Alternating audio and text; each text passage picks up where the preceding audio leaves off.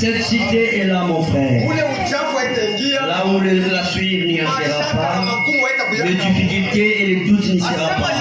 Il dit que Jean a vu cela. C'est pourquoi il dit que notre espérance, vous et moi, que nous puissions nous rencontrer dans cette cité-là. C'est ça notre espérance, mon frère. Si nous combattons, c'est pour entrer dans cette cité.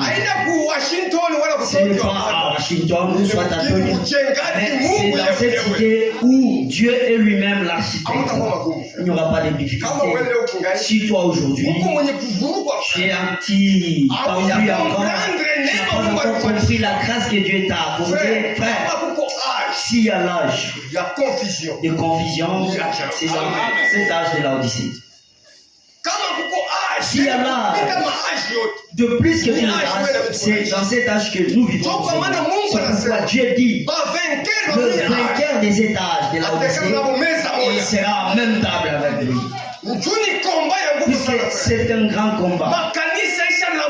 Les églises sont suscitées comme les champignons. Maintenant, pour découvrir le véritable église de Dieu, il vous faut trouver grâce devant Dieu. Nous, c'est là où toutes choses se sont perverties. Le diable, tu ne peux pas encore le chercher là dehors. Il est aussi dans l'église. Tu vas le trouver dans l'église, le diable est dans l'église. Ce n'est pas même du haut de la chair, il est aussi là. Comment allez-vous le découvrir si tu n'as pas la parole de Dieu? Si tu ne te donnes pas à Dieu, puisque c'est pas, ne pense pas que c'est à beaucoup lire, à beaucoup étudier. C'est Dieu qui se révèle à vous. C'est la révélation. Si Dieu se révèle à vous, mon frère, on ne peut pas te comprendre. Parce que le pensée de Dieu est différent de celle du monde. Et la connaissance de Dieu est différente de notre connaissance. C'est pourquoi, mon frère, le diable connaissant cela, il utilise aussi les Écritures. Il donne quelque sens aux Écritures. Si tu n'as pas l'esprit de Dieu, Dieu était souple tellement. Il a vu que dans le jardin d'Éden, je leur ai laissé le paradis. J'ai laissé, je reviendrai. Quand j'ai quitté le diable revenait aussi. Il a fait des dégâts là-bas. Maintenant, il a profité. Après avoir racheté son église, il dit, je ne vous laisserai pas, orphelins. Je serai avec vous jusqu'à la fin du monde. Ce n'est pas même là où Dieu doit être, moi je serai au milieu. Parce qu'il savait que les diables dans cet âge, il viendra aussi commettre des dégâts. C'est pourquoi la présence de Dieu doit être dans chaque chose que nous commettons. Et c'est pour moi qui dira que tu es à Dieu, il faut que tu les sens, ou chier. Vous devez les sentir. Comme je le disais durant ce jour que je prêchais, telle que la maladie, une fois que cela entre dans les corps, tu sentiras que je suis souffrant.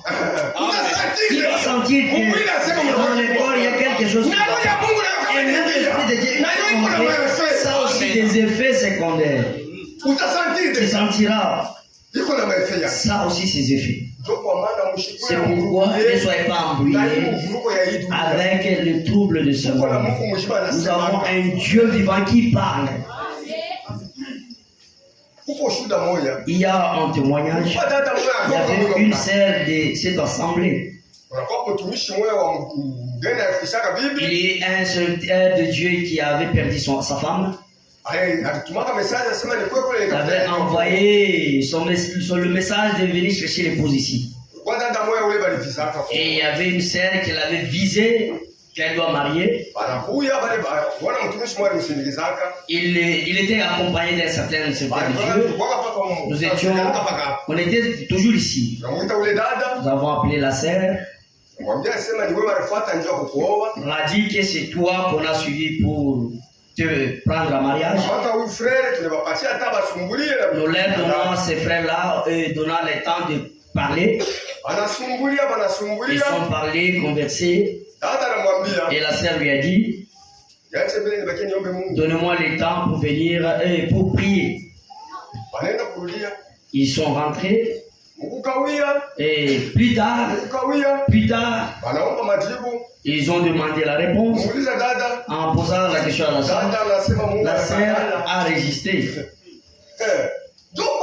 C'est pourquoi, si toi, tu ne vois pas Dieu, il y a ceux qui le voient. Si toi, tu ne parles pas avec Dieu, mais il y en a ceux qui parlent avec Dieu. Dieu n'est pas pour tout le monde, mais Dieu est uniquement pour ses enfants. Maintenant, l'affaire là est clos par là, Dieu a réfléchi. Il ne m'a pas dit qu'est-ce que Dieu lui avait dit, la sœur là. Or, la sœur a dit à ma femme que Dieu m'a dit ceci. Si ce frère là te prend en mariage, tu mourras.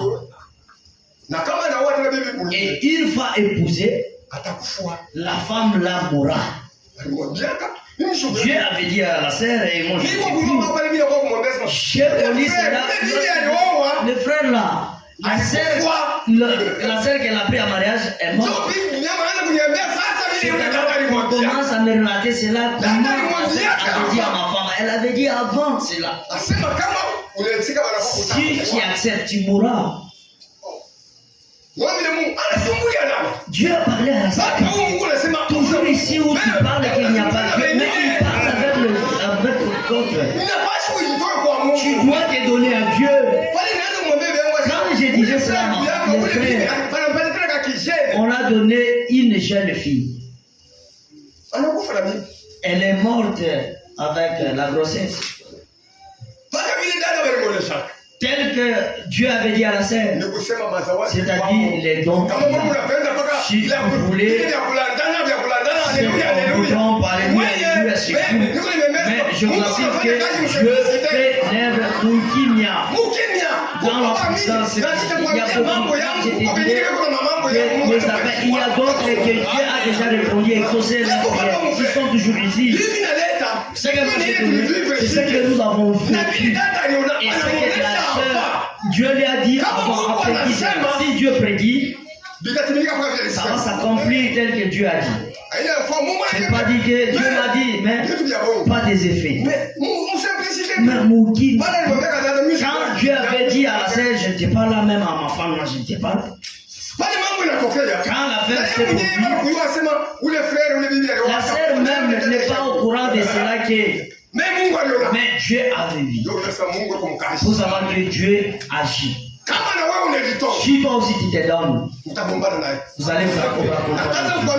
Et il te dira quoi faire. Il va te diriger.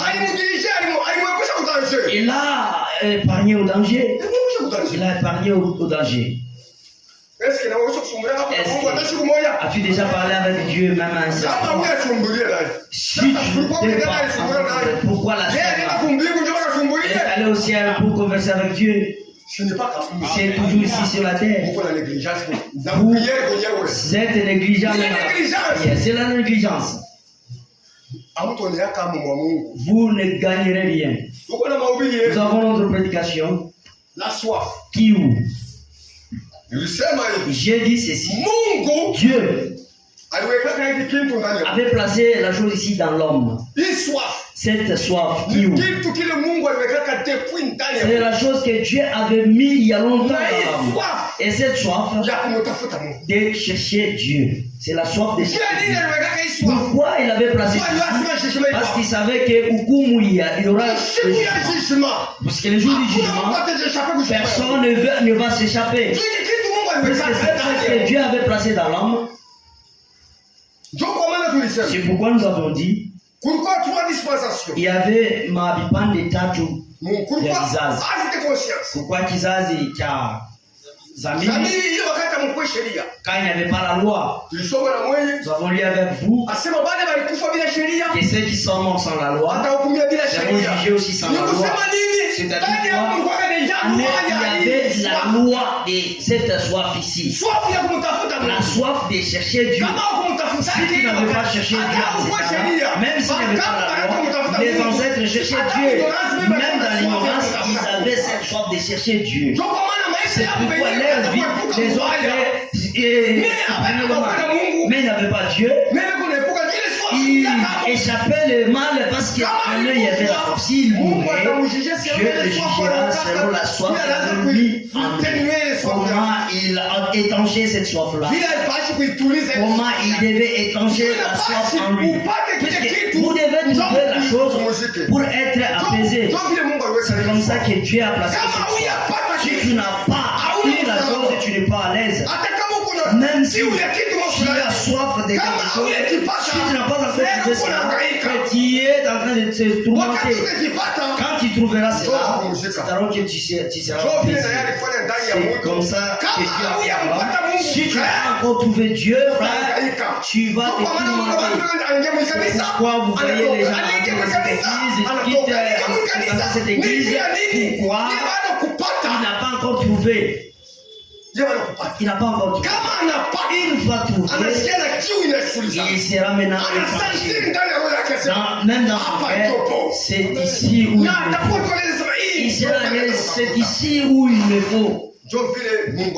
C'est comme ça que Dieu avait placé pour qu'il y ait kizazi cha Zamiri, il y a eu kizazi cha Sheria, qui dit c'est lui qui meurt. Dans la loi, il sera aussi jugé par la loi. Nous avons l'étape de la loi. Là, nous sommes dans un temps Yanema. Wakati Dieu fait appel à tout le monde. Il appelle le voleur, il appelle le sourcier, il appelle tous ces gens-là. Accepter juste l'œuvre de Dieu. Même si tes péchés te rougent, même si tu avais tué, Dieu te pardonne. En le découvrant, pour le découvrir, les diables, c'est là où il place une balle devant les dieux. Ne découvre pas Jésus-Christ. C'est ça la solution à tous nos problèmes. Jésus-Christ. C'est pourquoi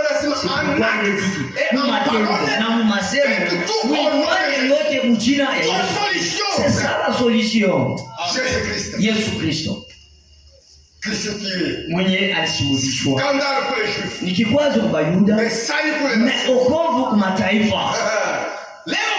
Aujourd'hui, les Juifs juste le refusent de rejeter que son sang soit sur nous et sur nos enfants. Ils payent cela. Et vous attendez cela, ils payent à cause de ce paroles.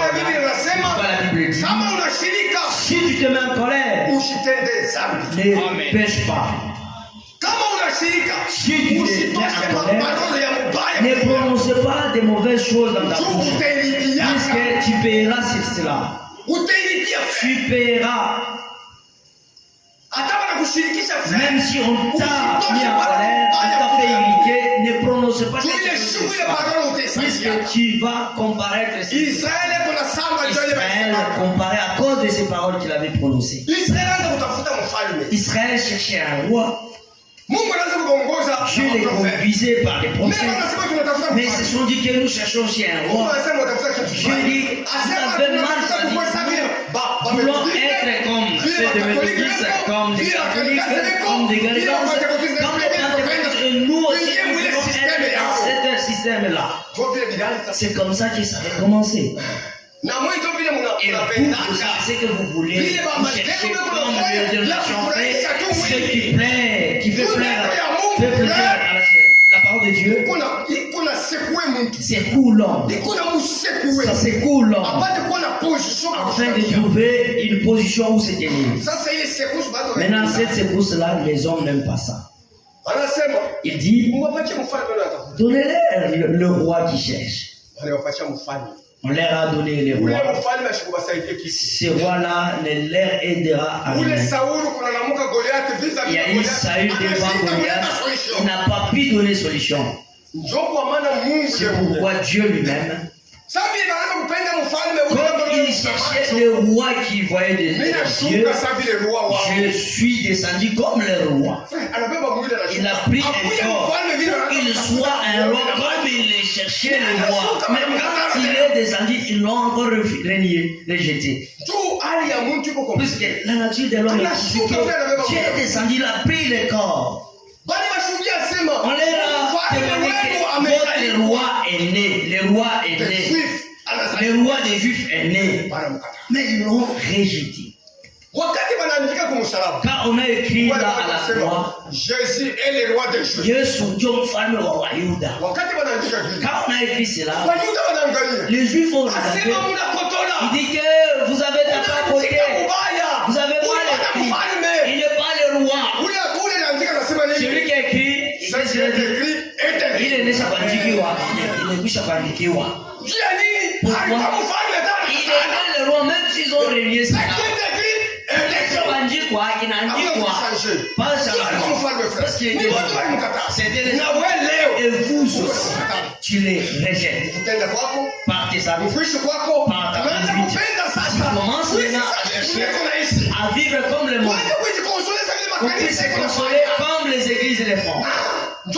C'est pourquoi aujourd'hui, même dans ces messages, ils ont glissé ces systèmes-là. Il y a Diamant et Branham. Je suis acquitté avec ces systèmes, d'autres avec ces systèmes, c'est pourquoi j'avais dit ça. Donc, il y a ici. Ici où? Ici. Il y a une journée, mais ici. En dehors d'ici, c'est autre affaire. C'est autre affaire. Pourquoi j'ai dit cela? Je retourne au secret. Paul, quand il partait dans une ville, une fois entré dans la cité, et qu'il trouve l'œuvre, il y a l'œuvre qui se fait là-bas. Paul se rejoignait là-bas. Il allait prêcher là-bas. Il travaillait là-bas. Une fois trouvé dans la cité, il n'y a pas l'œuvre de Dieu. C'est alors qu'il va commencer l'œuvre de Dieu. Mais ici, il y a l'œuvre de Dieu. Il y a le premier tabernacle. Mais toi, tu n'as pas pu se joindre ici en train de continuer. Tu es arrivé, tu as conçu des affaires là-bas. Donc, déjà au départ, c'est faux. Comment c'est faux.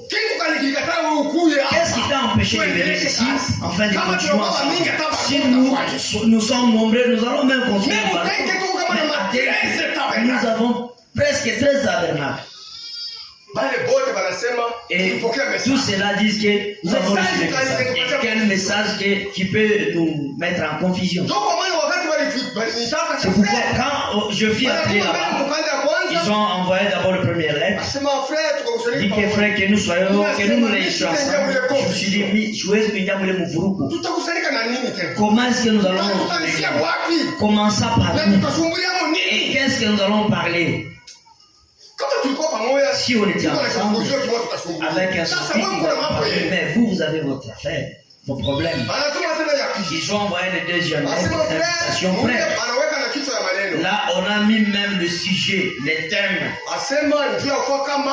Pour dire que si nous avons un problème, nous les tabernacles, alors nous allons nous consoler ensemble. Je leur ai dit que notre consolateur est Jésus. Si je cherchais la consolation, il n'a pas ça les moussada ya miskini. Ça nous aidera à rien. De ces moments, ils ont vécu énormément, ils sont à part. C'est pourquoi nous sommes dans le voyage. Si tu joues encore, tant pis. Quand Dieu a placé la soif dans l'homme,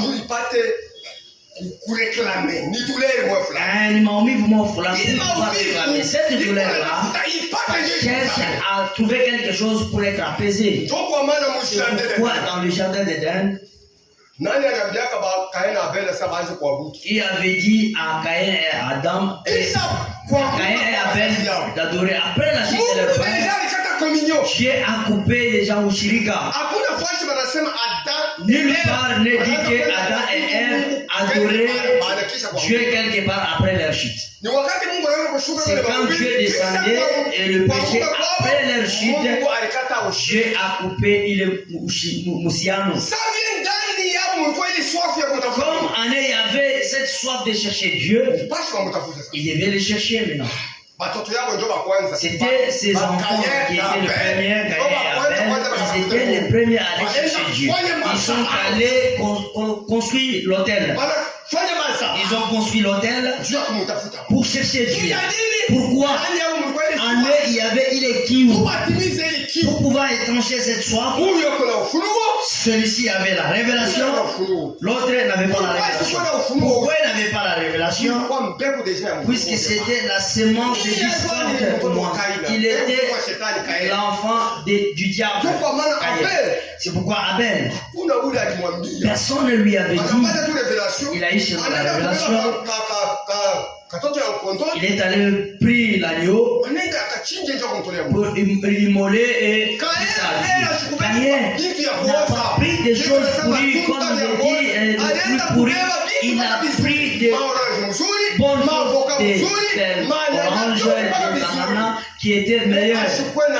Mais il n'avait pas la révélation. Sans l'effusion du sang, il n'y a pas de pardon.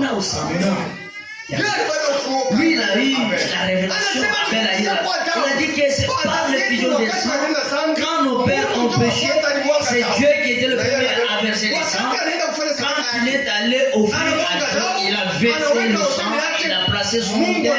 Dieu a agréé au ciel. Quand Dieu a agréé au ciel, directement sa soif était étanchée. Mais l'autre s'est mis en colère, s'est irrité contre son prochain. S'est irrité contre son prochain. En lui, il y a eu quelque chose d'amertume. Comment Dieu a agréé son sacrifice? Moi, non. Frère, si tu as cet esprit en toi, je ne sais pas d'où c'est là. Dieu, voyant cela, a descendu pour dire à Caïn, pourquoi ton front s'est... Pourquoi il y a eu du colère dans ton cœur? Si tu as fait comme ton frère, je devais agréer. Mais si tu continues comme ça, le péché couche à ta porte. Dieu avertit l'homme, même avant la mort, soit avant la mort, tu vas écouter même la prédication au début. Dieu parle de ma mère et t'avertit, c'est toi qui vas tirer attention. Caïn a écouté ses avertissements, mais il ne s'est pas laissé avertir. Il a continué jusqu'à tuer son frère. Après avoir tué son prochain, c'était la profondeur qui était en lui. Si vous voyez aujourd'hui, même dans ce message, même dans des églises, les gens s'entretuent. J'ai dit, ni moi, Dieu qui t'a c'est l'esprit du début. Aujourd'hui, il y a l'esprit du c'est la semence du diable. C'est un but dans le monde. Ça aussi un objectif. Ça l'objectif. Pour détruire Kaziamu. Détruire l'œuvre de Dieu. Maintenant, si vous ne vous tenez pas sur la parole de Dieu, si vous ne suivez pas les commandements de Dieu, vous allez vous tenir, résister devant ce c'est ça son travail. C'est pourquoi Dieu nous a accordé la grâce. Il nous a appelés. Je crois que c'est Dieu qui t'a appelé. Soyez prêts à écouter ce que Dieu te dira. Et soyez prêts à le mettre en pratique. Ne venez pas pratiquer. Sois aussi à le mettre en pratique. Sinon, l'enlèvement sera un rêve. Maintenant de vous pour le respect de la parole de Dieu. Nous lisons dans Psaume 142, verset 2.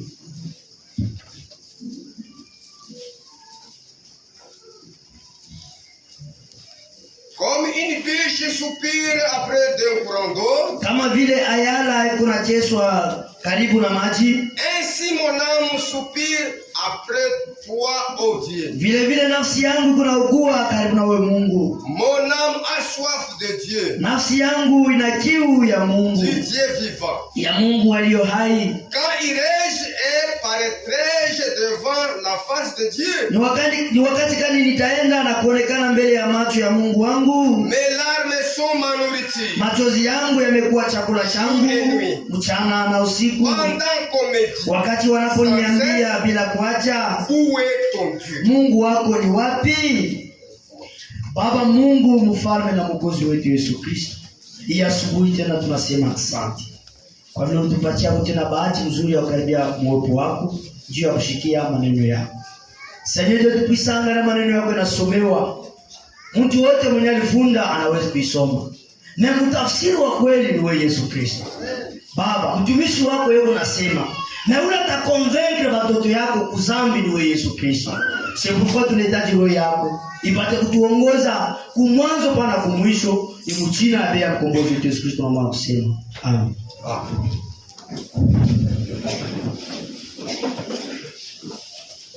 Huyu ni Daudi. C'est David.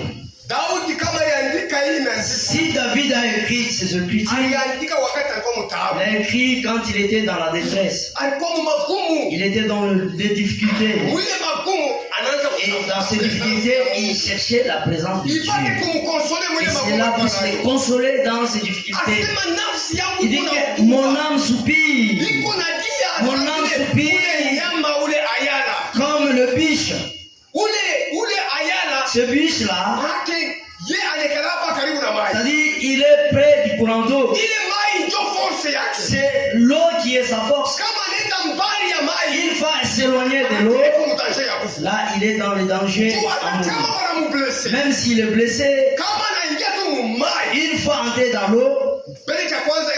Premièrement, l'hémorragie va s'arrêter.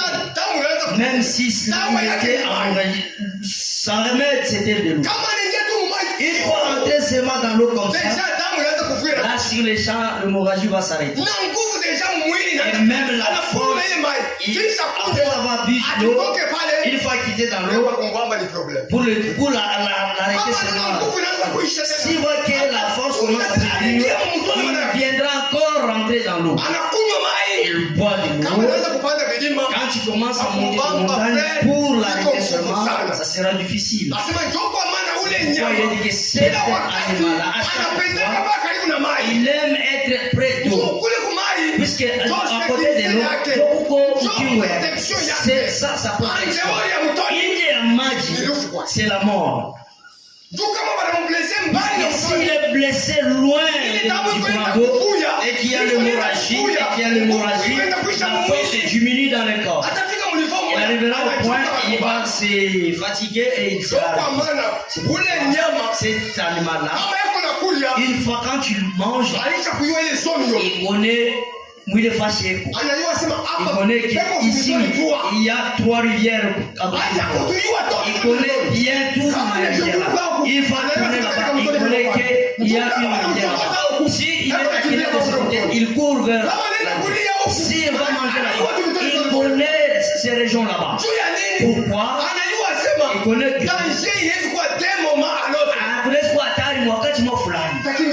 où courais-je pour échapper, il me faut entrer dans l'eau pour trouver de la force. C'est comme ça avec mon âme, la soif de Dieu. La comédie, toi tu t'es dit que tu as Dieu, où est ton Dieu? N'attendez pas, mais vous vous dites que vous avez comment ceci vous arrive.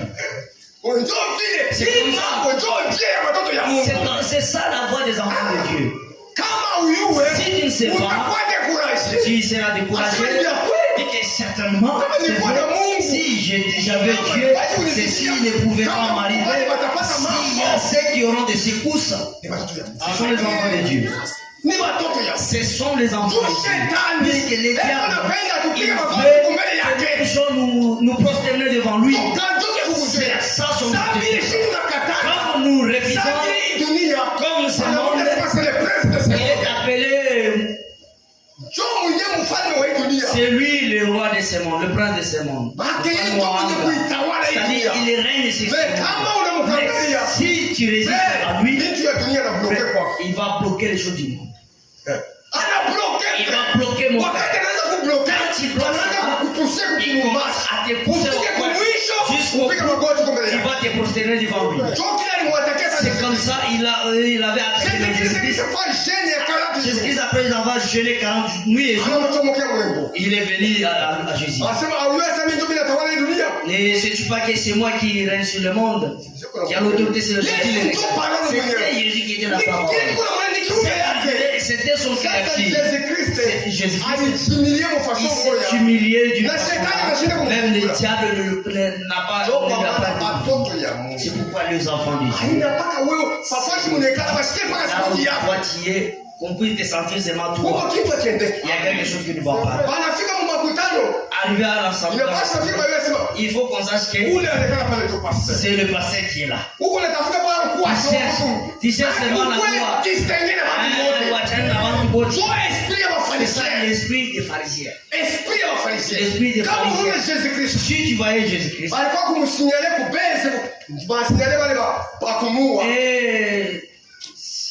on a les signal qu'on a donné. On a baisé par un baiser. C'était une salutation de mort. Pourquoi? Parce que Jésus était confondu. Tu ne vas pas découvrir que c'est lui Jésus-Christ. Il était comme c'était Pierre, comme c'était Jean. Il n'y a même pas la différence pour découvrir que c'était lui. Alors ils nous ont posé la question. Comment les connaîtrais-je? Mais vous voulez, là où tu es, et tu sois manifesté avec des grâces, ça va t'amener où, mon frère? Jésus-Christ. Judas, comme il était dans leur troupe, dans leur nombre, il connaissait qui est Jésus. Il dit que ça, je le connais très bien. Celui que je veux baiser, c'est celui, arrêtez-le. C'est lui. Quand il a baisé, on a dit c'est lui. Jésus-Christ, il était là pour le salut de toutes les personnes. Même Judas. Dieu était venu pour les sauver. Mais comme en Judas, il avait l'argent et la fin de ce monde, c'est-à-dire il cherchait l'argent. C'était sa mission avant de ils ont donné du parfum et l'essuyer. Ils ont dit, ce parfum-là précieux, vous avez abîmé cela, au lieu de donner, on le prend, donner, attribuer cela aux pauvres. C'est pas pour attribuer ça aux pauvres, non. L'argent là, il avait cet argent. C'est ça qui l'a poussé. La soif qui était dans Judas, il puisse l'accomplir. Qui avant Jésus-Christ. Si cet esprit est dans toi, qui te pousse à faire quelque chose de mal, à commettre quelque chose de mal, avant que cela n'arrive, Dieu place quelque chose en toi. Dans votre conscience là, Dieu parle que c'est mais les gens le font par orgueil, l'orgueil seulement. À cause de l'orgueil, la personne commet du mal. Il veut aussi accompagner celui qui a la soif du monde, l'autre aussi a la soif du succès, qu'il soit connu, qu'il soit qui est un homme là-bas. C'est ça qui les tourmente aussi. Il faut entrer dans l'église, il cherche à ce qu'on puisse connaître que c'est tel. S'il trouve seulement, là il est quand tu n'as pas encore trouvé l'imam, l'imam, c'est pourquoi dans des églises il y a beaucoup de sa manière, comment il va étancher sa soif. Les enfants de Dieu aussi, ils savent comment étancher leur soif. Ils savent comment étancher. S'ils ne trouvent pas la parole de Dieu, c'est-à-dire il est tourmenté. C'est pourquoi et à chaque fois, tu ne peux pas venir dans cette cité de Denk et s'absenter Moufoudjou. Non. Puisqu'en lui, il y a une soif de chercher les mais chez les autres, il peut être toujours initiatif, il peut même plus, rien ne peut l'empêcher, il n'est pas tourmenté. Il n'est pas tracassé, il est à l'aise en lui. Il ne sent même pas quelque chose qui dira que ce que je fais, c'est tellement mauvais. Donc, après des semaines, l'homme vient encore. La personne vient, il s'assoit, il écoute, il parle. C'est tel genre, c'est eux qui manquent la position. Quand il y a des problèmes, quand il y a les secousses qui surgissent, ce sont eux le premier à parloter. Ils sont le premier à parloter. C'est tel genre. Les enfants de Dieu, mon frère, il dit qu'un équipe, dans de tels moments, il s'est dit. Dans de tels moments, mais ces gens-là, les gens-là de Freddy, quand il y a ils sont le premier à donner solution là-bas. Ils ont la correction à donner à l'église. Il est rétrograde. Mais ils sont le premier à donner solution. Il y a des hommes. Quand tu viens à l'église, il dit si je ne parle pas, ils vont me poser beaucoup de questions. Pourquoi tu ne viens pas à l'église? Il vient seulement qu'on ne parle pas. S'il y a beaucoup de choses, ils me poseront, frère, pourquoi tu es là? Alors il me faut savoir. C'est-à-dire, en lui, il n'y a rien. Si en toi il y a la soif, comme David, c'est ça la difficulté. Pourquoi dans la souffrance, tu insultes Dieu. Dans les difficultés, c'est là que tu es frère. Au lieu de chercher Dieu, qui puisse les consoler, tu commences à chercher tes voies. David, on l'a parlé, il dit qu'à chaque jour, tu te dis Dieu, où est ton Dieu? C'est là que mes larmes sont ma nourriture. C'était en nombreux de choses qu'on parlait en beaucoup de choses. Il y a eu de la médecine comme lui. Son souci à lui, c'était de chercher Dieu. Et il n'a pas regardé à ce qu'on parlait, mais il a regardé où est-ce que je trouverai la volonté de Dieu. C'est pourquoi mon frère, ma soeur, Dieu a donné de prédicateurs. Quand les prédicateurs sont là, Dieu les a placés pour vous. En faveur de vous, mon frère. Il les a fait esclaves de vous. En donnant la nourriture, c'est un travail. Il faut gêner, faire le tout au mieux pour donner la nourriture. Mais toi, tu es à l'aise là-bas. Tu es à l'aise là-bas. Même si tu ne lis pas, tu prends seulement la Bible avec des poussières et tu étais là-bas. Tu n'es même pas là. Mais c'est là à qui Dieu t'envoie. Mais vous ne tirez pas attention. Disons quelque chose qui m'est venu à l'esprit. Cela m'est venu à l'esprit.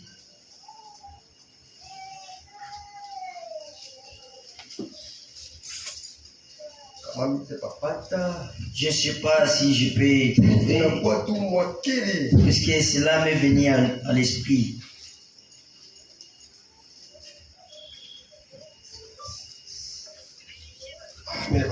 J'ai trouvé. Deuxième chronique. Mambo ya siku ya pili. 36. Chapitre 36. Verset 11. Sédéchias avait 21 ans lorsqu'il devient roi. Sedekia alikuwa mfalme wakati alikuwa na miaka 11. 11. Sédéchias avait 21 ans. Sedekia alikuwa na miaka 21 lorsqu'il devient roi. wakati alikuwa mfalme. Il régnait 11 ans à Jérusalem. Akatawala kadiri ya miaka 11 kule Yerusalemu. Il fit ce qui est mal aux yeux de l'Éternel son Dieu. Akafanya kilicho kibaya kumbele ya macho ya Mungu mfalme wake. Il ne s'humilia point devant Jérémie le prophète. Na asikujishushe kumbele ya Yeremia mfalme. Qui lui parlait de la part de l'Éternel. Mwenye alikuwa anamwambia kuhusu mambo ya Bwana. Il se révolta même contre le roi Nebukadnezar. Akamtombokea hata mfalme Nebukadnezar. Il avait fait jurer par le nom de Dieu. Mwenye mlapishaka kwa jina ya Bwana. Il redit son cou. Anafanya shingo yake kwa mgumu. Endurcit son cœur. Anafanya moyo wake kwa mgumu. Au point de ne pas retourner à l'Éternel, le Dieu d'Israël. Hata mpaka shukurulie kwa Mungu wa Israeli. Tous les chefs des sacrificateurs Hapo wote ya makuhani et le peuple multiplièrent aussi les transgressions. na bantu bote bakazidisha makufuru ama kuvunja kwa sheria. Selon toutes les abominations des nations. Kufuatana na makufuru yote ya mataifa. Asema na makuhani na Ndani ya sacrificateurs dans le système ils se sont plongés dans ce système. C'est-à-dire ils étaient insensibles. Quel que soit le réprimande, ils étaient insensibles. Les serviteurs de Dieu parlent. Ils étaient insensibles. Même les serviteurs de Dieu et aussi se sont plongés dans le mouvement. Ils se sont plongés dans la Ils profanèrent la maison de l'Éternel. Anaanza kutukana nyumba ya wamilele. Qu'il avait sanctifié à Jérusalem. Yeye alitakasa kule kwa Yerusalemu. L'Éternel, le Dieu de leur père. Wamilele Mungu wa baba zao. Donna de bonnes heures à ses employés. Alileta masaa mzuri kwa watumishi La wake. mission de les avertir. Na ile kazi ya kwenda kuwakalamusha. Car il voulait épargner son peuple.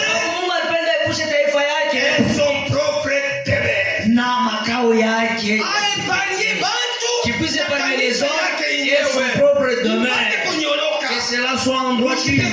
Écoutez comment c'est. Mais il se moquait des employés de Dieu. Sekelea watumishi wa Mungu. Il méprisait ses paroles. Bakachambula na bakabeula na maneno yako Il wenyewe. se riait de ses prophètes. Na bakachekelea wale manabii. Jusqu'à ce que la colère de l'Éternel Hata mpaka kasirani ya wamilele contre son peuple kuhusu taifa yake devait s'arrêter. ikakuwa bila dawa. Unaona kasirani ya Mungu kama inakuja. Si la colère de Dieu, il n'y aura pas encore de remède. Kama colère ya Mungu Si inaanguka la colère de Dieu tombe, hakutakuwa il n'y dawa. aura pas de remède. Donc kwa maana hii Ce message, frère, est venu pour l'humanité entière. avertir Bantu Qui puisse pas avertir les contre gens le système. de quitter les systèmes. Les babylonien. systèmes babyloniens.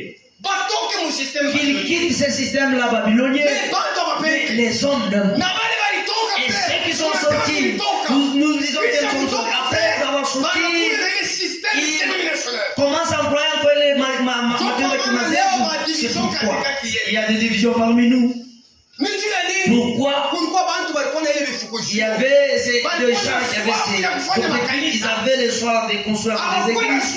Ils n'avaient pas la soif de Dieu. Wampate Mungu. Qui Kiu Dieu, yabo leur soif akuwe na kanisa était kule. seulement avoir une église. Bamwite pasteur. Oui, il sera appelé pasteur. Bamwite Oui, il bishop. sera appelé bishop. Bamwite Oui, il reverend. sera appelé révérend. C'était leur but. Na wapate mafuta. Et trouver Watembee des gens, munyoka. être véhiculés, frère. Ne, baleta kote ya Ils sont message. allés à côté. Donc, ils disent à nous, Kanakimbia bila ujumbe. Mbona kule tunaanza kwenda? Voyez là où Wakati tunaamini ujumbe. quand on va montrer ce message, Hakuna mtu anaweza kufungula kinywa. personne n'ouvrait sa Mais bouche. leo- Mais aujourd'hui, Siku moja niko un jour, nilikuwa pale kule ku kadastre. j'étais au bureau cadastre. Alinievitaka juu ya J'étais madocument ya invité nyumba. pour les documents de la maison. Wakati nikala pale Quand j'étais là au bureau de cadastre, il y avait deux sœurs qui discutaient là-bas. des dénominations. L'autre s'était fardé aux lèvres. L'autre aussi avait porté de mèches comme ça. Et même s'est tiré là-bas. C'est condamné. L'autre a dit que moi je n'ai pas de mèche. Mais la seule qui a placé là aux lèvres. Quand il s'est tiré eux-mêmes, seulement une sœur engageant des cadastres. Il n'est pas notre chef. Il a dit tout ce que nous faisons ici, c'est envers. Soyez comme les sœurs du tabernacle. C'était elle-même.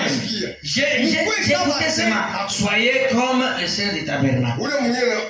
L'autre a dit sœurs du tabernacle, ce sont aussi accusés, aussi portent main. C'est-à-dire, au début, ce n'était pas comme ça. Comment aujourd'hui ça serait ce nous sommes celui du monde. C'est du monde commence aussi à nous attirer. Un jour, j'étais à la radio, il y a longtemps, toujours nos frères de ce message, ils prêchaient avec courage à la radio. Il dit que nous portons de mèches naturelles. Je me suis dit, non. Elle a compris au moins ce qu'il parle. Il y a déjà eu le mèche naturel.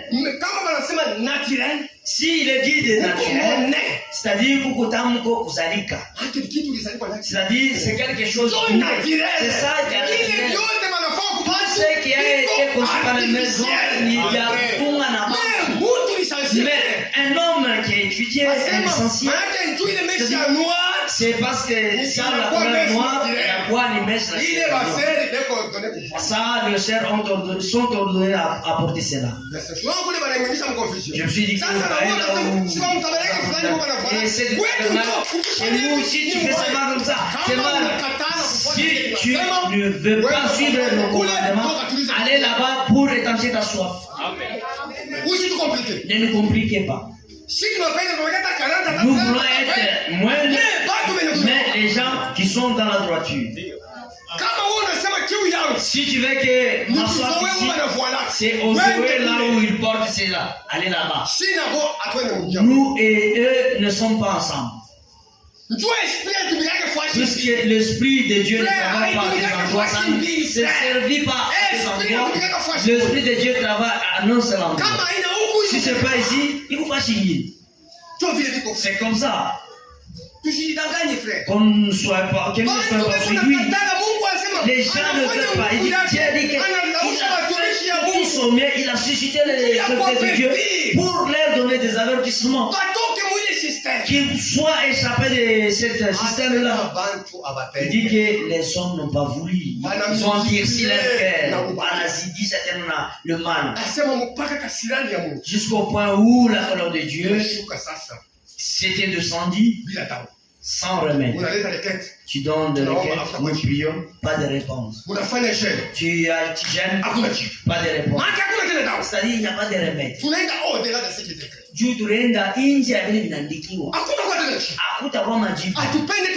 ne voulons pas arriver à cette étape-là. Nous lisons d'abord dans Jérémie. Jérémie 51.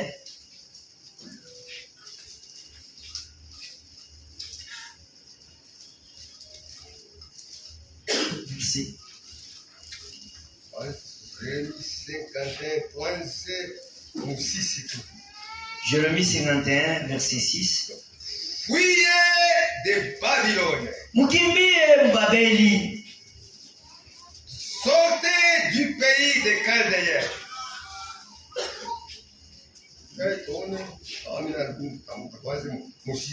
Mon peuple était un troupeau de brebis perdues. Fuyez de Babylone.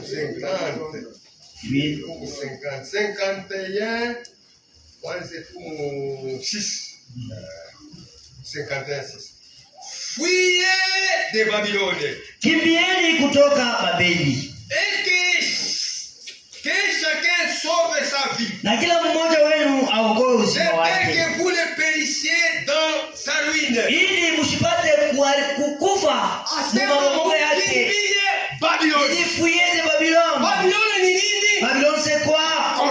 mvuruko. C'est qu'on parle de Babylone. Il tourne autour de Babel. Inatokea kumtour de Babel ama mnara Babel. Là que Dieu a confondu les gens. Là, non kitabu cha mbele. C'est là qu'est sorti Babylone. Le tour de Babel, quand c'est pourquoi il est dit prier de Babylone, donc de la confusion de ce monde. Alors nous allons vous dire de Babylone. Nous allons vous parler de Babylone. Pour l'éternel. Sababu ni wakati ya kulipisa kisasi cha milele na atamulipa kufuatana na matendo yake. Babylone était dans la main de l'éternel. Babeli alikuwa mikononi ya wa milele. Une coupe d'or. Kikombe cha dhahabu. Qui enivrait toute la terre. Kenye kililewesha ulimwengu wote mzima. Les nations ont bu de son vin. Na mataifa ilikunywa mvinyo yake. C'est pourquoi les nations ont été comme un délit. Na ndio kwa maana mataifa yote inakuwa sawa vile balevi. Soudain Babylone tombe. Kwa ghafla Babiloni akaanguka. Elle est brisée. Na inavunjikwa. Gémissez sur elle. Ikaanza kuugua yeye mwenyewe. Prenez du baume. Bebeni dawa. Pour s'appeler. Juu ya kilonda chake. Saa zingine atapona. Nous avons voulu guérir Babylone. Tulipenda kumponya Babeli. Mais elle n'a pas guéri. Hakuponywa. Unasikia habari penda kutunza Babylone. Il voulait guérir Babylone. Mais Babylone n'a pas guéri. Quand est-ce que Dieu voulait guérir? Quand est-ce qu'il avait donné du bon? Quand Dieu donnait des réformateurs. Quand Babel était tombé, Babylone ni ile kanisa mama. Quand tout le monde qui était là, l'église est tombée, Babylone. Dieu voulait guérir Babylone. Il a donné le matin, il a envoyé des combats, envoyé ses réformateurs pour réformer encore l'église. Que cela soit restauré de la manière dont est la volonté de Dieu. C'est ce qui est dit ici. Nous avons voulu guérir Babylone. Tulipenda kumponya Babylone. Il n'a pas guéri. Na kuponyeshwa. Abandonnez-la. Mumwache. Allons chacun dans son pays. Na kila mmoja aende katika nchi yake. Son châtiment atteint jusqu'au ciel. Kwa maana mapiko yake yanafika na kumbingu. Unasikia vile wanasema hapo Babylone. Vous avez entendu de Babylone, il dit qu'on voulait les guérir. Dieu assistait Martin Luther. C'est Luther là. Il habitait aussi le couvent d'Allemagne. Il était un prêtre là-bas. Il était dans ses coulisses du pays. C'est là qu'il a eu la lumière. Il voulait guérir Babylone. Babylone n'a pas. C'est là qu'il est sorti des protestants. Ils ont protesté. Ils voulaient guérir Babylone, mais il n'a pas voulu. Babylone n'a pas voulu. C'est pourquoi. Allons dans Apocalypse 17 pour voir comment on a détaillé Babylone. Les détails de Babylone. Il n'y a rien encore dans Babylone. Si toi aujourd'hui tu n'as pas encore compris, tu vas t'embourber toi-même. Le thème c'est kuanguka kwa Babeli. Puis un de sept anges qui tenait les sept coupes vint et il m'adressa la parole. Kisha mmoja wa malaika mwenye alikuwa anashika vikombe 7 akakuja kunionyesha en disant, kuniambia, viens, kuja, je te montrerai les jugements de la grande prostituée qui est assise sur les grandes eaux. Nitakuonesha hukumu ya kahaba mkubwa mwenye anakaa pa maji makubwa. Anamuita hapa anakuwa ni kahaba. Elle est appelée. C'est une grande prostituée. Assise sur les grandes eaux, c'est-à-dire sur toutes les croyants. Elle est assise là-bas, une femme. C'est avec elle que les rois de la terre se sont livrés à l'impudicité. Ni pamoja naye bakubwa balilevika naye kusharati yake. C'est pourquoi s'il y a un roi, il doit aller à Rome pour se voir avec cette femme-là qui règne. Apocalypse l'avait dit. Et c'est divin de son impudicité que les habitants de la terre se sont enivrés. Na nikutokea vinyo ya usharati yake, ndio wakaji wa nchi walilevika. Depuis pale tusoma mu Jérémie, batu wote wanalevika na vinyo yake. Tout le monde s'enivre de son vin. Un esprit dans un désert. Akanichukua katika roho kwenda jangwa mwa fulani. Et j'ai vu une femme. Na kule nikaona mwanamke mmoja une bête écarlate. mwenye kukaa pa nyama moya wa rangi ya kama nyeupe, pleine de noms de blasphème, mwenye kujaa na majina mengi ya makufuru, ayant cette tête, mwenye kuwa kukichwa kwake mapembe saba. Cette femme était vêtue de pourpre, na ule mwanamke alikuwa anasha kuvala nguo za kitani et écarlate, na ya kuangaa et barrée d'or, na ya dhahabu, des pierres précieuses et des perles, mawe ya dhamani na lulu. Elle tenait dans sa main une coupe d'or remplie d'abominations. Na katika mkono wake alikuwa anaweza kushika kikombe cha dhahabu kenye kujaa na makufuru, et de l'impureté de sa prostitution. na ya uchafu ya usharati yake.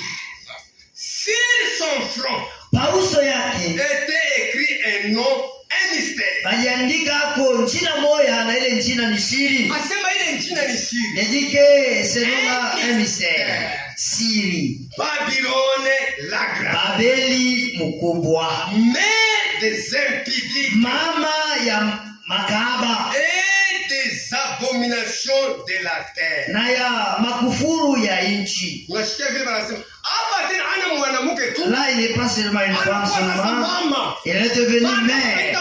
Quand on parle de mère, c'est-à-dire elle a des filles. Et ces filles, ce sont des piques. C'est toutes les églises qui sont sorties là-bas. Là que nous parlons, tous rentrent là-bas. Où il est Ushauri ya makanisa. Ce sont ces filles. La Bible détaille que ce sont aussi des prostituées. Elle ne peut pas enseigner de mêmes choses à ses filles. Verset 7. Apocalypse 17, 7. Et j'ai vu cette femme ivre du sang des saints. Na nikaona huyu mwanamke mwenye kulewa na damu ya watakatifu. Et du sang des témoins de Jésus. Na damu ya washuhuda wa Yesu Kristo. Et en le voyant, j'ai été saisi d'une grande étonnement. Na mkumuona tu nikashangaa kabisa. C'est-à-dire, il est dit que la femme, quand on le voyait étant ivre du sang, c'était nos frères, le martyr, qui sont été tués. Depuis l'âge de Smyrne, on a tué beaucoup de nos frères. C'est là que la Bible dit qu'elle s'enivrait du sang de témoins de Jésus. Tous ceux qui se prostituent, qui se prostituent, on les tue. Là, il est dit qu'il s'est enivré. Qu'elle s'est enivrée. Qu'elle s'était enivrée du sang des saints. Nos frères ont été tués. Maintenant, Apocalypse chapitre 18. Après cela, j'ai vu descendre du ciel un autre ange nikaona toka mbinguni kukashuka malaika qui avait mwingine, une grande autorité. alikuwa na mamlaka mkuu, Et la terre fut éclairée de sa gloire. na dunia ikaangaziwa na utukufu yake. Il cria d'une voix forte, Akapaza sauti kubwa disant, akisema, elle est tombée, ameanguka, elle est tombée, ameanguka Babylone la grande. Babeli mkubwa. Elle est devenue Anakuwa une habitation des démons, makao ya kimashetani une repère de tous les esprits impies. na boma ya mandege yote ya mchafu, Un repère de tous oiseaux impies. na boma la mandege yote ya uchafu na ya kichafu. Unasikia vile wanasema Babylone? Vous entendez comment nous avons lu dans Jérémie, il est dit arrivé à l'Apocalypse, il est dit qu'elle est tombée, elle est tombée. Manake sasa C'est hamna la tena vérité. Il n'y a pas la vérité là-bas en bas. Manake na watoto yake wote même ces filles, c'est-à-dire tous ces systèmes, les apôtres. C'est pourquoi Dieu a envoyé le message. C'est pourquoi Dieu nous a envoyé le message. Pourquoi sortez? Que nous sortons au milieu de pourquoi on ne puisse pas participer à ces châtiments. Mais les hommes n'aiment pas. Les hommes n'aiment pas. C'est pourquoi mon frère, ma soeur, la Bible dit que celui qui a des oreilles, qu'il écoute ce que l'Esprit dit. C'est pourquoi la Bible dit c'est la nation de Dieu qui le peuple de Dieu qui perd. Pourquoi? Donc, nous lisons encore dans Corinthiens. Dans Corinthiens.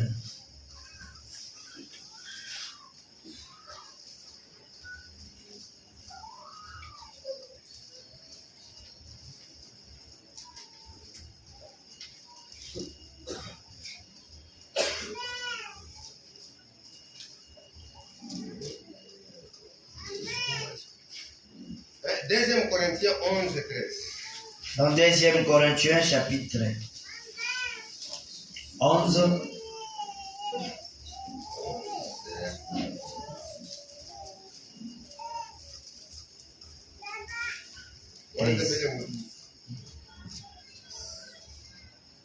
J'agis et j'agirai de la sorte. Lakini natenda na nitatenda tena mwinamna. Pour ôter ces préceptes. Juu ya kutosha makanuni. Et ceux qui cherchent un prétexte. Na bali bako natafuta kanuni. Afin qu'il soit trouvé tel que de trouver tel que nous dans ces choses dont il s'est glorifié. Juu bapate kukutanishiwa kama sisi ndani ya vile vitu vinye barua vinajitukuza navyo. C'est les hommes là sont des faux apôtres. Bale bantu ni ba mitume babongo, des ouvriers trompeurs, batendakazi ba uongo, déguisant en apôtres de Christ. Na debena jibadilisha kuwa wanafunzi ya Yesu. Et cela n'est pas étonnant. Na ile haina mambo ya kushangaisha. Puisque Satan lui-même sababu shetani mwenyewe se déguise en ange de lumière. Na yeye anajibadilisha kuwa malaika wa Il n'est donc pas étrange que ces ministres aussi kigeni kusema batumishi yake na bo se déguise en ministre de justice. Babate kujibadilisha kuwa batumishi ya uwaki. Leur fin sera selon leurs œuvres. Mwisho yabo itakuwa kufuatana na matendo ile ndio kunatenda. Unashia shetani sasa. Vous avez écouté. Asema shetani leo. Dit que le diable aujourd'hui. Aisha kujidéguiser sasa. Il s'est déguisé anageuza. Il n'est pas un charlatan comme il était à côté du village. C'est pourvoyer avec le charlatan. Aujourd'hui ils sont en costume. Ils sont en cravate. Ayant de Bible dans des églises. Ils commencent maintenant aussi à proclamer la parole de Dieu. Mais ce sont les églises. C'est nous avons lu avec chapitre 1 verset 3. Nous continuons avec vous. Ici le diable. Aujourd'hui si vous voyez beaucoup des enfants de la rue, ni utumishi yaba de ces gens ici. Utumishi de ces gens ici. Les enfants sont devenus les enfants de la rue. Oh, ton enfant ici est ensorcelé. Même toi, mon frère, papa, tu prends l'enfant et jette. Pourquoi ces gens ici, ils ont terrorisé. Si toi tu es, qui sera contre toi? C'est pourquoi je vous dis, chez nous au tabernacle, il n'y a pas le problème de prophétie. Ils n'aiment pas les prophéties. Ils n'aiment pas ceci, cela. Qui t'a dit qu'on n'aime pas cela? Nous ne voulons pas les faussetés. Si tu prophétises normalement, viens. Puisque nous allons examiner, nous allons juger. Une fois jugé, ça ne t'accorde pas, tu ne bitou pas. C'est pourquoi il y a un serviteur de Dieu qui n'était pas encore croyant de ce message, il était de Pentecôte. Il était invité au message. Quand il fut invité, on a prêché le message, on a prêché au Djoumbé. Il a écouté quels sont les écritures. À son temps, on leur a donné même des brochures. Ils sont allés à la maison. Ils ont pris d'abord le brochure.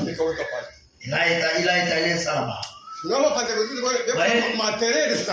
les pentecôtistes sont des terroristes. Ils disaient, dans ce livre, il y a beaucoup d'esprits. On cherche d'abord les esprits dans ces livres-ci, avant de vivre. Parlant des connaissances, c'est aussi une maladie. C'est aussi une maladie. On a imposé avec cette chanel qui secouait même la tête, tout en parlant même en langue, ils ont chassé les démons dans ces brochures-là. Comment ça maintenant? Mais la parole de Dieu, il n'y a pas moyen d'échapper à cela. Pendant qu'il lisait, il s'est pénétré. Sans entrer. Il commença à étancher la soif, à apaiser la soif. Il suivait, il continuait à suivre. C'était les Écritures qui s'enchaînaient. On pensait qu'il y avait. Là, ils étaient attirés. Les démons qui voulaient chasser, ils chassaient les démons là où il n'y a pas de démons. C'est comme ça qu'ils sont. Ils coupent les diables là où il n'est pas. Couper les diables. Même dans le vide, ils sont embrouillés. Ils sont embrouillés, mon frère. Quand il a vu, ils sont venus maintenant. Ils fréquentaient l'église. Jusqu'à ce qu'on les a baptisés. La chose qu'il avait témoigné dit nous.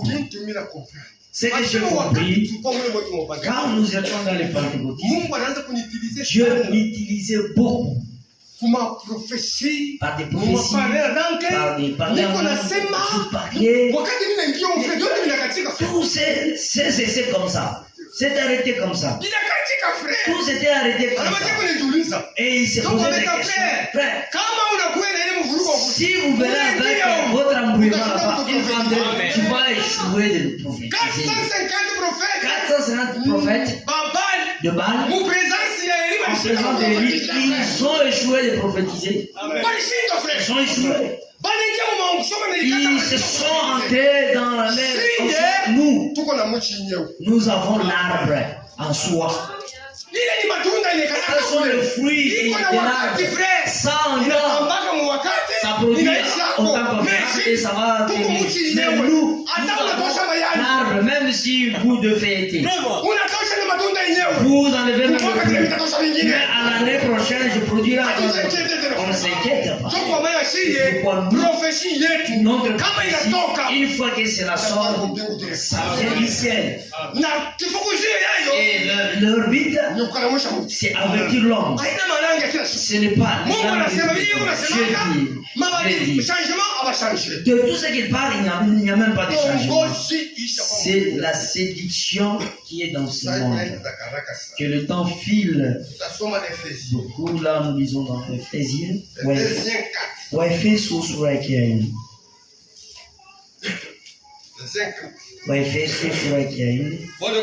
Paul dit, je vous exhorte donc, moi les prisonniers dans le Seigneur, ninawaonya nini mimi mtumwa ndani ya Bwana, à marcher d'une manière digne de la vocation qui vous a été adressée. Mukitembea mnavyo ninavyostahili ya ile mwito ilimielekea. Vous qui êtes appelés, cette exhortation que les prédicateurs, l'objectif, son objectif c'est créer la soif en vous, une soif, suivre Dieu. et comment marcher qui se soit différent avec votre vocation. Marcher dignement. Marcher autrefois. Non. D'une manière digne de votre vocation. Il est dit, c'est comme ça que nous devons marcher. Nous ne devons pas marcher. Vous voyez, quand tu as des publicités à l'écran, pourquoi? Quand on fait cette publication, quand on fait des commentaires, c'est il met la soif dans les gens. Qu'ils puissent aller les chercher là où c'est pour acheter. Il y a quelques choses on commence à publier cela.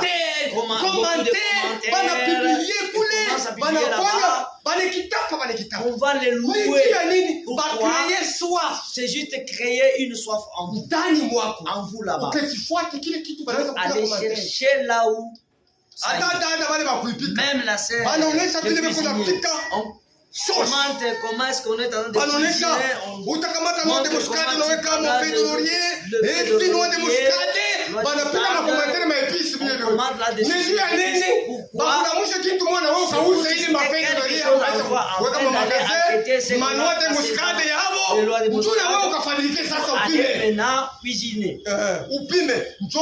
c'est comme ça. Quand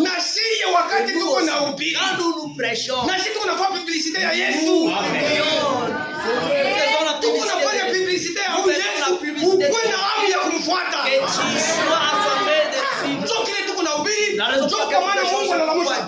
assister des prédicateurs. Il met des dons attention à Dieu. Amen. Maintenant, si vous tu marches comme tu veux.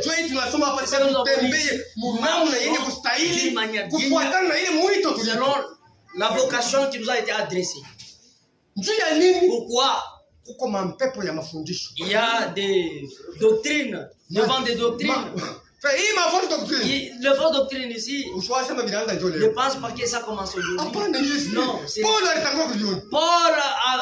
vu cela. Dans le premier âge d'Éphèse,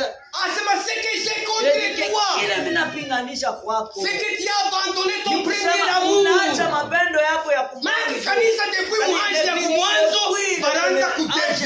Il commença à dévier.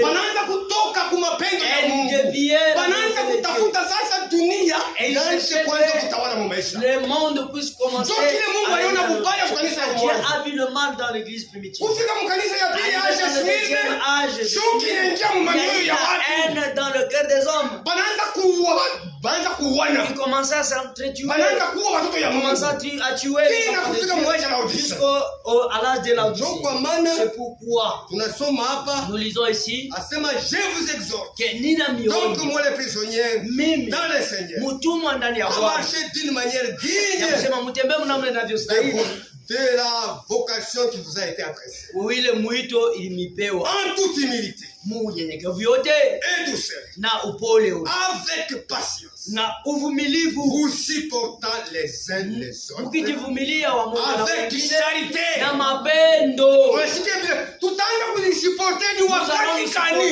Quand il a dit de supporter mon frère, c'est quand il m'a offensé.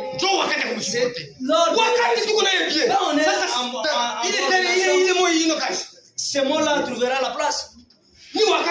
C'est quand mon frère, il m'a offensé, il a parlé à mal de moi. Quand il parle à mal, il m'a offensé. C'est alors que cette écriture trouvera la place. Il est dit que supportant avec charité. L'amour de patience. Vous le patientez que un jour Dieu va l'aider. Si ton frère t'a offensé, on a placé la croix rouge. Là, il ne peut pas encore s'approcher. Et tu te dis que nous sommes l'épouse de Christ. Nous avons reçu le message de la fin. Mwenda kubali beko na uzana. Allez-y, unafika kutabeleka sema njoo mapendo. Hii mapendo haina hii. L'amour, Unasema frère. Quand tu t'appelles ce mot, tu travailles quoi? Je suis chômeur. Oui, frère, nous allons te donner de l'emploi. Tu connais la moto? Nous allons acheter la moto. C'est quoi? Frère, unakamata nafsi yako ujishe kwa moto. Tu as pocketé ton âme à la moto. Frère, asema moyo ndio mapendo. C'est là où il y a l'amour. C'est sûr. Pas l'amour dont il est parlé ici. L'amour, c'est quand il t'a offensé. Nous continuons. Vous efforçant de conserver l'unité de l'esprit. Mukijikaza kuchunga umoja wa roho. Par les liens de la paix. Kupitia muungano wa salama. Nous efforçons. Garder l'unité de l'esprit. Qu'on ne soit pas les autres ont quelque chose avec eux. Dans la même église. De l'autre côté, il faut comme ça. C'est ça la Odyssée. Il n'est ni froid ni bouillant. Dit que tu umoja wa roho. Que nous soyons animés d'un seul esprit. Un seul but. Il y a un seul corps. Kuna mwili mmoja. Un seul esprit. Roho moja. Comme aussi vous avez été appelés à un seul espérance. Kama vile mliitwa kutumaini moja. Par votre vocation. Kupitia mwito wenu. Aujourd'hui nous avons combien de foi? Les Zoé ont leur foi. Le Bethléem ont leur foi. Les Goshen aussi. C'est les gorges rouges. On leur foi. Frère. Le même rocher. Comment nous nous dispersons comme ça? Ce sont le vent de doctrine. C'est pourquoi les œuvres de Dieu, c'est eux qui sont à la base de cette double. C'est pourquoi, quand vous êtes en train de méditer, soyez sûrs que c'est Dieu que nous n'avons pas. Il n'y a pas d'esprit ou soit de la popularité qui va ruiner votre ministère. Taribisha utumishi yako.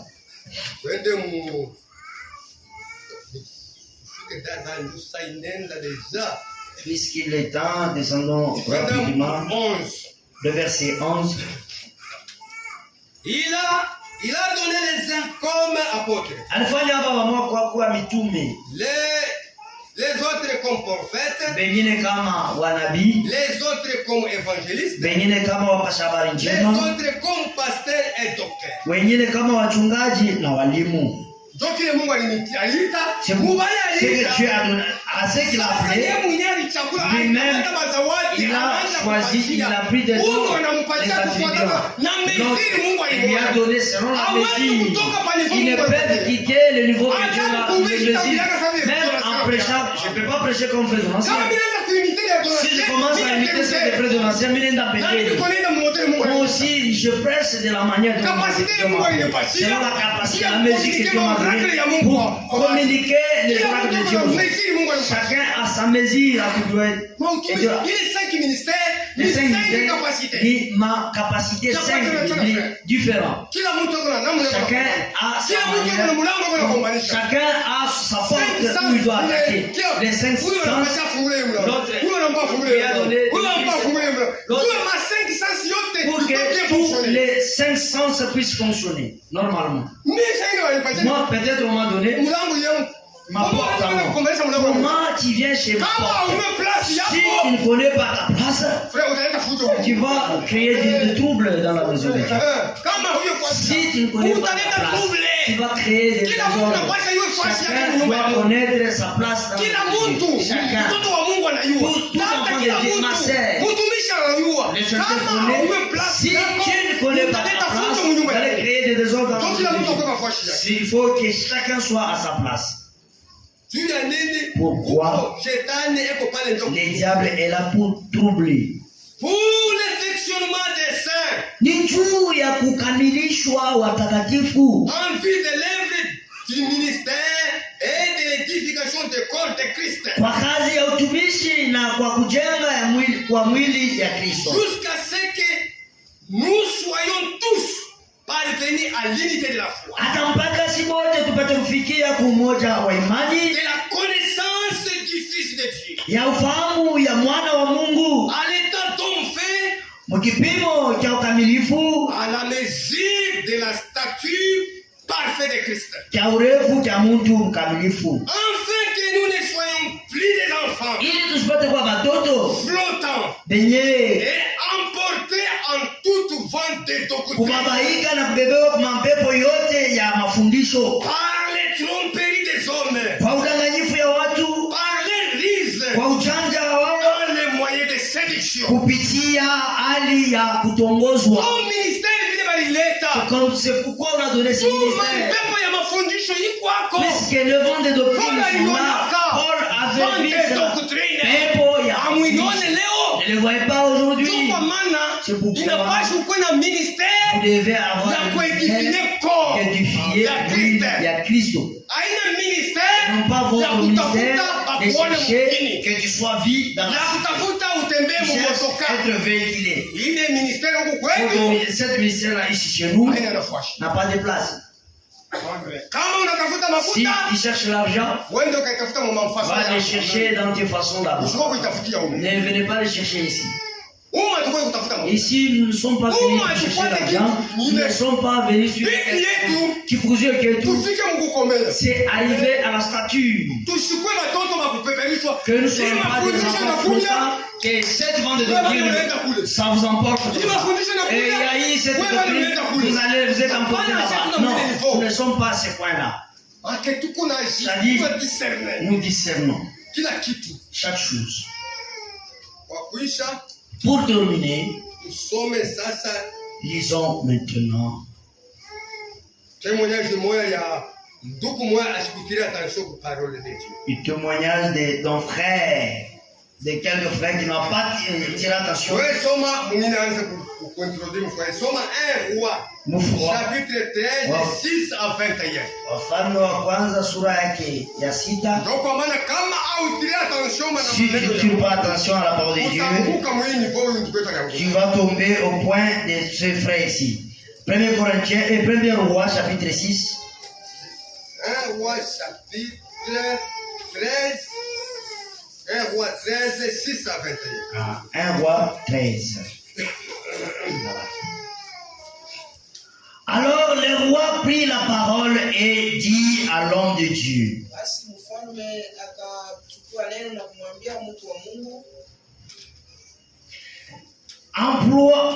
Implore l'Éternel ton Dieu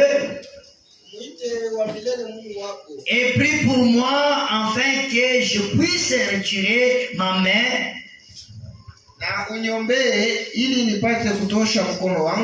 L'homme de Dieu implora l'Éternel et le roi put retirer sa main.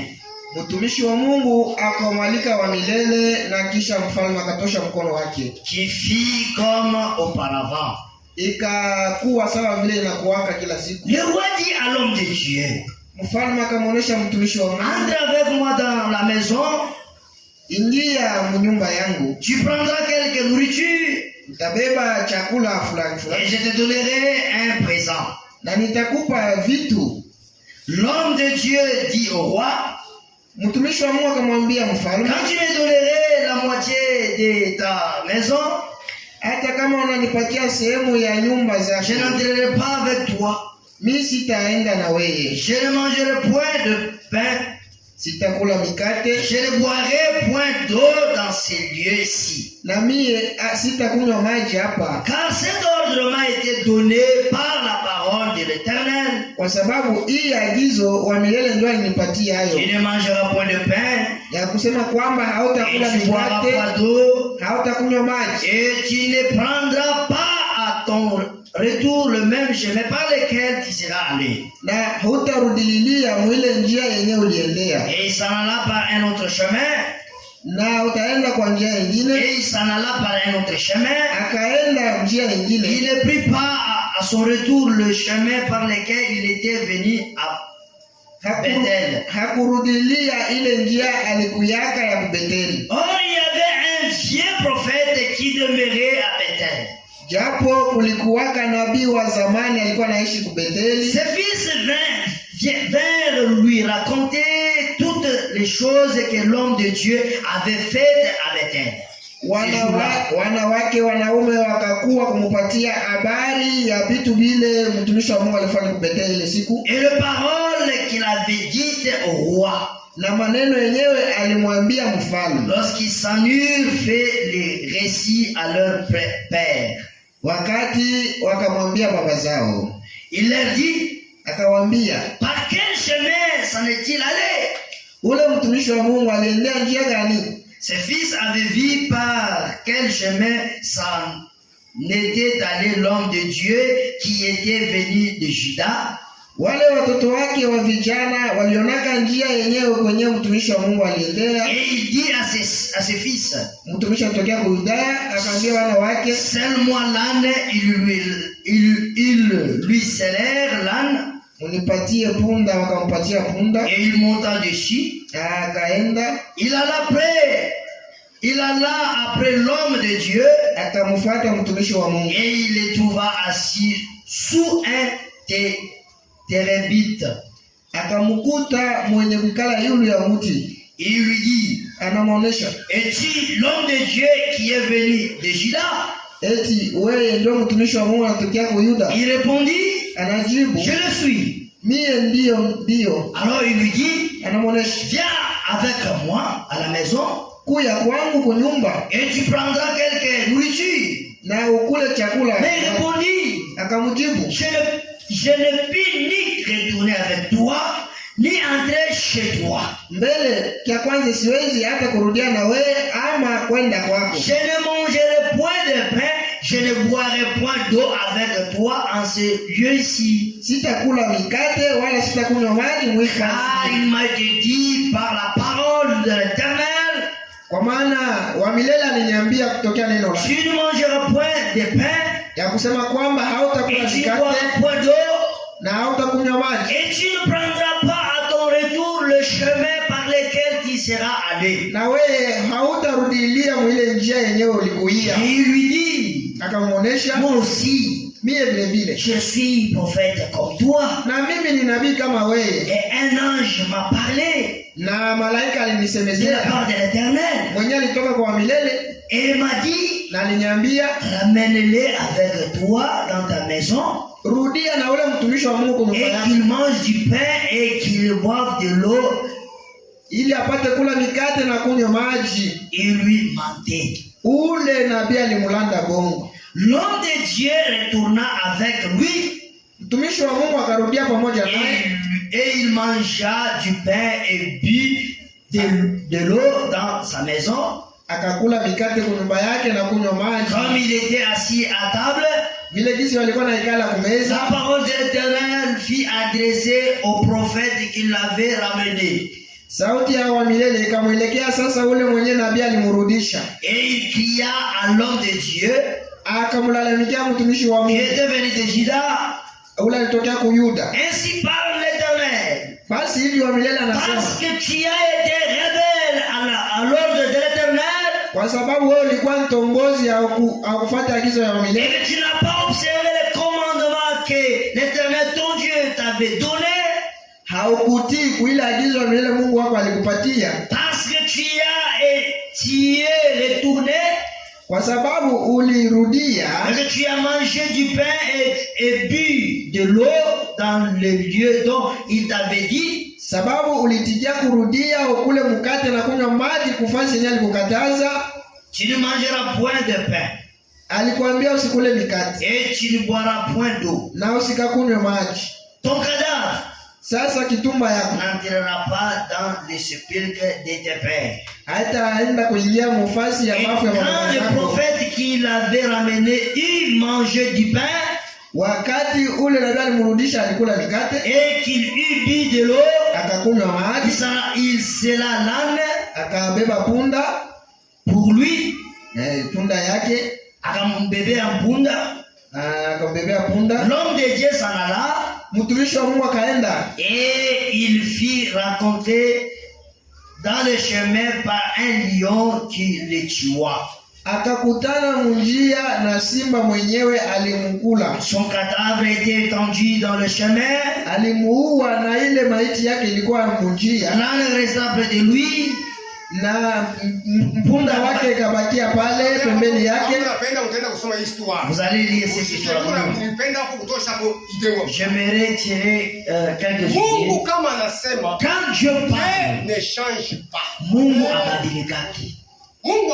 Dieu ne change pas. Si Dieu t'a parlé, ce serviteur, Dieu lui a envoyé dans cette cité qu'il puisse parler quelque chose. Et il lui a dit quand il ira, ne prends pas le chemin, ne bois ni prends pas le pain, tout le fait prière et prenez une autre chemin. Dieu ne savait pas qui. Dieu savait qu'il aura faim. Dieu aime ta fidélité. Ce prophète est allé accomplir en retournant, en rentrant. Il y a eu un vieux prophète qui était là-bas. On lui a dit par ses fils tout ce qui s'était passé dans la cité. Il a posé la question par quelle voie il a dit cela. Mais c'est lui qui va te dire toi et moi. Ce ne sont pas les révélations, seulement vos frères. C'est eux qui vont c'était son ami prophète. C'est celui qui l'a fait chuter. Dieu lui avait abandonné. Mais comme Dieu il voulait qu'il puisse encore faire chuter d'autres. C'est pourquoi nos frères ne prêtez même pas l'oreille à cela. Tu vas chuter. Tu vas chuter. Et si tu vas... Il a prêté l'oreille. Après être chuté, il est devenu rétrograde comme moi. Puisque si il était tenu, je devrais donner le message. Pourquoi il l'a fait quitter de là pour aller là? Il était déjà il était comme Balaam, c'est le vieux prophète là. Après avoir dit, peut-être Dieu lui a dit, il mangeait là-bas, il me voit et seulement au vieux prophète là, Dieu, nous. Si Dieu a quelque chose à dire, si là-bas il va parler même par l'animal. C'est pourquoi il parle même dans le pays là-bas. Seulement celui qui l'a menti. Mais là où il y a lui le mensonge, ainsi dit le Seigneur. C'est pourquoi vous devez discerner les vérités. C'est pourquoi Dieu exige le Esprit. Après avoir le fait chuter, Dieu est venu encore. Il a dit, tu es rebelle. Il commence à le réprimander. Lui qui l'a menti, et il commence à lui dire que tu es rebelle. Dieu a dit, puisque tu es rebelle, tu n'as pas fait attention à ses commandements. La parole de Dieu, une fois qu'elle est tombée, n'aimez pas de suivre et chercher travailler tel que tu l'as. Si cela t'a coincé, acceptez. Pourquoi? Il y a une très grande séduction. Utongozi est mais si tu ne suis pas ce que la parole de Dieu dit, nous serons séduits. C'est pourquoi même nos frères de message, ils commencent à faire aussi des concours comme ces dénominations. Chanter, des concerts, des choses qu'on avait abandonnées de très bas. Le pourquoi le message a perdu même sa force. Vous, Dieu vous a accordé la grâce. Et devant Dieu, je vous assure que nous sommes dans les bons chemins. C'est toi qui vas y quitter. Une fois que tu quittes, c'est ton affaire. Nous, on s'en fiche de cela. Que Dieu nous bénisse. Veuillez excusez parce que je vous ai pris beaucoup de temps pour terminer cette idée. Que Dieu vous bénisse. Je devrais continuer comme les corps, la santé me demande. Pourquoi de cette semaine, frère Yévien viendra. S'il termine de prêcher, Si Dieu me donnait de la force, je vais encore rentrer. Deuxième phase. Phase à payer. Une fois terminé, Frère Donatien qui avait terminé, il va aussi terminer son idée. C'est comme ça que Dieu a planifié. Que Dieu nous bénisse. Et courage, même si c'est dur à Dieu. C'est ça même le voyage.